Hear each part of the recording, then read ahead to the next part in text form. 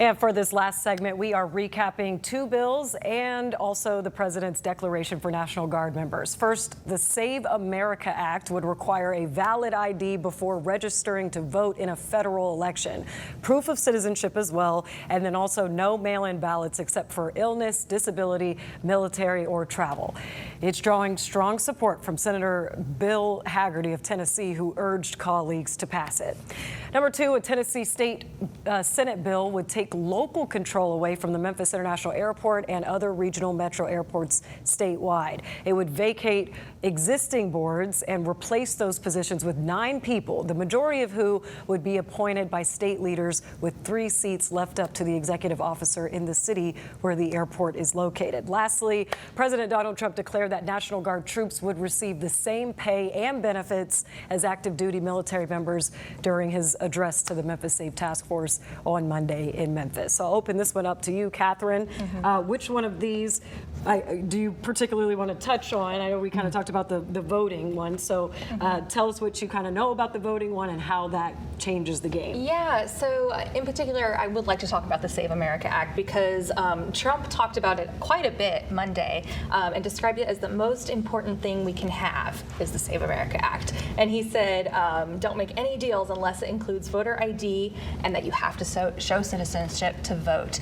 And to me, it seems like quite a big deal made out of a problem that doesn't exist.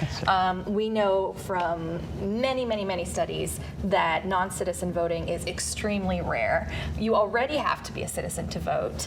And this, in trying to address a problem that doesn't exist, is going to cause its own problem. I was just reading today from the Brennan Center that half of Americans don't have a passport and millions don't have a paper copy of their birth certificate.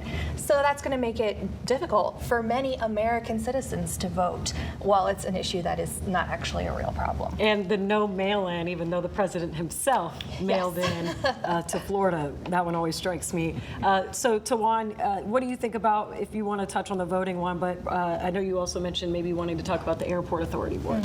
Well, it concerns me that we're asked to create a solution for a problem that doesn't exist, number one. And number two, with the Airport Authority, the citizens of Memphis floated GO bonds to create that Airport Authority many years ago. And we've invested heavily. And I appreciate some investment from the state, but I don't see why there has to be a takeover. When we have tilled that soil and that land, and then you grab our property. And if you wanted a seat on the board, that's one thing.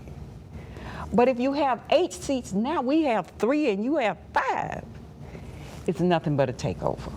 And they've also have another tricky piece of legislation where they're going to cap city councils from raising property taxes any more than 2%, which will force you to pay more money for high-ticket items you need to buy for your cities and towns. We need to check them on their power. Otis, you have the last point here. So much to get to in so little time. As far as the Airport Authority is concerned, this is nothing but a blatant power grab. It is. And yes, they are saying, well, you get state money. Well, where does the state money come from? It comes from local people. That's right. And especially Shelby County, which we put more money into the state coffers than most of the places in the state. 40%. Right. So I'm not buying that. This is nothing but a power grab. That's now, right. as far as the voting is concerned, Catherine is so right here. This is a problem that doesn't exist. As a matter of fact, we did not have a problem voting before Trump came along. We had the closest presidential election in history back in 2000. And there was division everywhere, but we managed to get through it. And Al Gore never complained about it. Matter of fact, he conceded. But it's only been since Trump has been in office that we suddenly have all of these issues with voting that needs to be fixed, and there's not a problem. When it's all in his mind, it's really what's shameful. We're a whole nation. It's going to upheaval and change voting because it's all in one person's mind. Exactly. Well, we are running into time, so thank you guys so much. Always lively conversation. Thank you guys for being here. Thank you for watching ABC24 This Week. We hope you'll join us next week for ABC24 This Week.